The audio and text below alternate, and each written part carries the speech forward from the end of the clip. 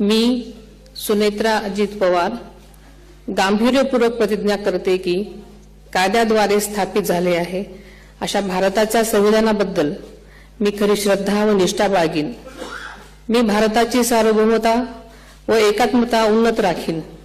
मी महाराष्ट्र राज्याची उपमुख्यमंत्री म्हणून माझी कामे निष्ठापूर्वक व सद्विवेक बुद्धीने पार पाडेन आणि संविधान व कायदा यानुसार सर्व तऱ्हेच्या लोकांना मी गांभीर्यपणे व निपक्षपातीपणे तसेच कोणाच्याही विषयी ममत्वभाव किंवा आकस न बाळगता न्याय वागणूक देईन।